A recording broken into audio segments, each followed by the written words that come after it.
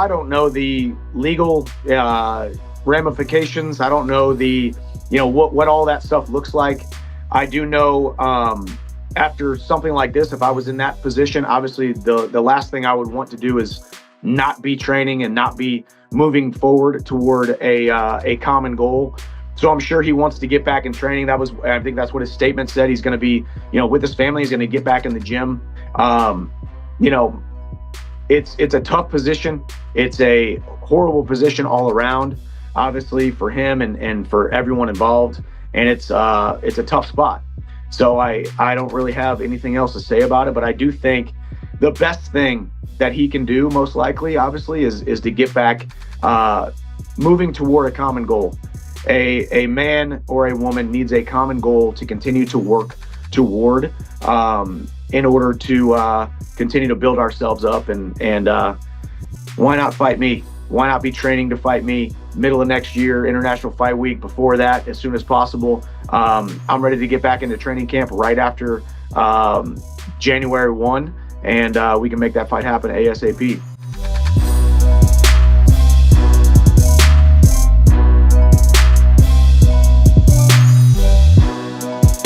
Ислам Махачев и Арман Сурукян. Бой этот был анонсирован в группе школы имени Абдулманата Нурмагомедова, но официального анонса от UFC еще не было.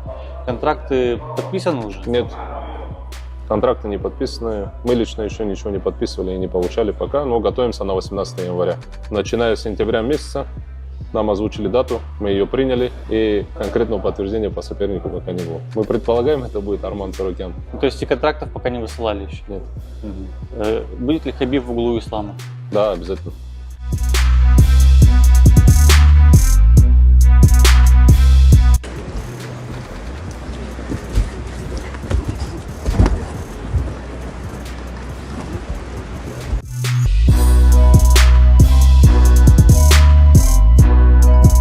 Jab.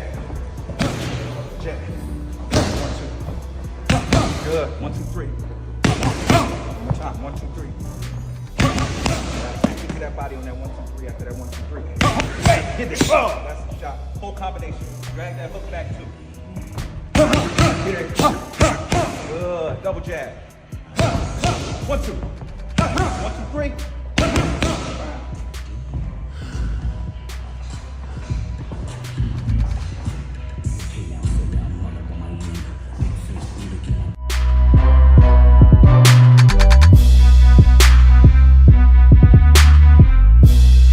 Get the call to take this fight short notice, to take on Volk, and he says, what does this title represent?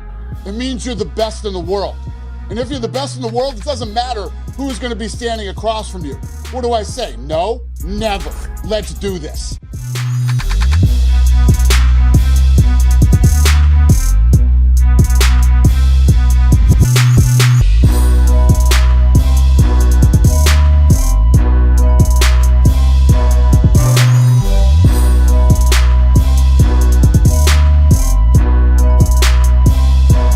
I thrive in shit like this, to go in there and just not be the loved one and to be hated and to be booed and to be doubted and to be shit on and humiliated and who the fuck is that guy, and it's like, I get to go in there and just shut everybody the fuck up, shut that fucking place down, blow the roof off that motherfucker, and get the ticket to the chocolate factory in Willy Wonka, baby, and it's couldn't be more greater, I've been in there, I've been in that raw experience. I didn't get my face caved in. I got more and more in love with that pain and that real primal feel that I love in bare knuckle. It gives me a chubby, a rock hard boner when I'm in there because it's so primal. It's not the UFC. It's not anything that I've ever done. It goes back to the streets when I grew up right here in Iowa. Iowa, whoop your ass is what it stands for. That's where I come from. We're 5, dude. We get down like that. You ever seen The Wolf of Wall Street?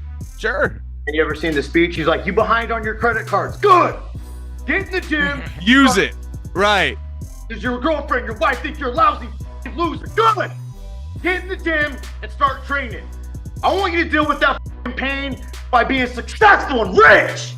That's what I'm thinking, bro. Ain't nobody paying my bills. You think anybody in Philly is gonna tell me what to do and boo, buh, you, who the fuck's that guy? You think any of the guys are paying my bills? No one. Fuck you and fuck Eddie. You know, like they ain't built like me, bro. I'm chosen.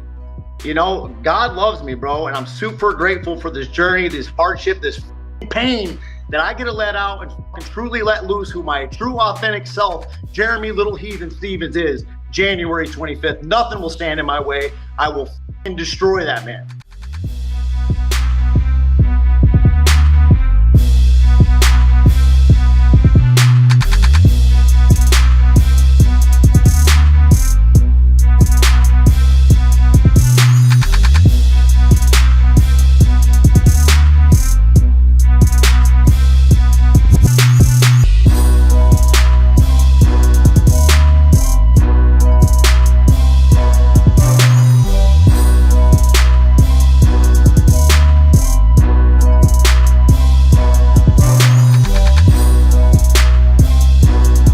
I know you're a UFC fan, right? Yeah. Who are like your favorite fighters? Well, I think Khabib, I mean, how good is Khabib? Do you know who Khabib is? Khabib was 29, 28 and 0, and then his father died and he stopped. But I think he never lost, I don't think he ever lost a round. Like, Wow. he fought many times, he never lost like a round. And I thought he was I got to meet him at a fight 2 fights ago, because I walk in with Dana. Sometimes I do this walk in. No, we get big applause. We walk in together. It's crazy. You shut it down. No, I met Khabib though, and he was very, you're the man that can stop the war, because he's talking about the war with Ukraine, Russia. Of course. Because he knows they're his people, I mean, on both sides, right? There's so many people dying in that war, and the whole culture is being destroyed. You know, the cities are coming down, they're just pouring bombs in, and it was amazing. We weren't talking about fighting, we were talking about a different kind of fighting, a much worse kind of fighting, and he was very concerned about that whole thing, that war. He said, you can get it stopped, and I can get it stopped. I will have that stopped before I assume. I will. If I win the election, the first thing I'm going to do is get Putin and get Zelensky, I know them both very well, and get them to make a deal, because it's crazy. It is. It's crazy. It is.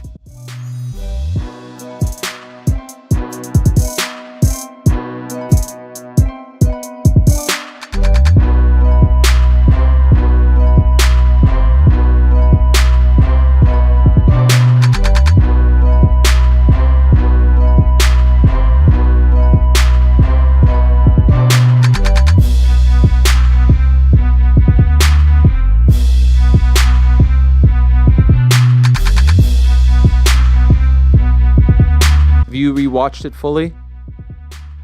I have, and I was a lot happier before I watched the fight than I was after the fight. Not necessarily the fight itself, but just the commentary, watching it on TV compared to being in the arena. You know, if you were there that night, a lot of people, they were wowed by it. They loved it. It was an awesome fight.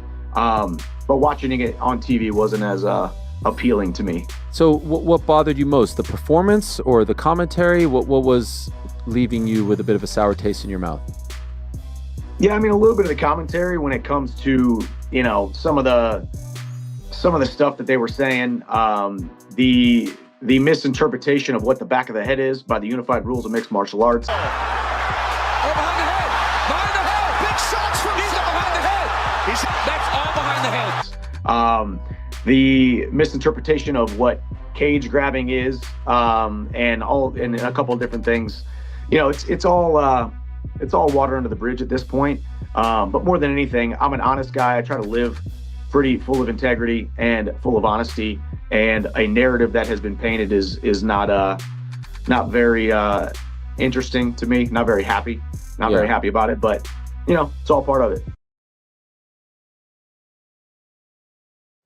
I believe I beat Charles Oliveira 9 times out of 10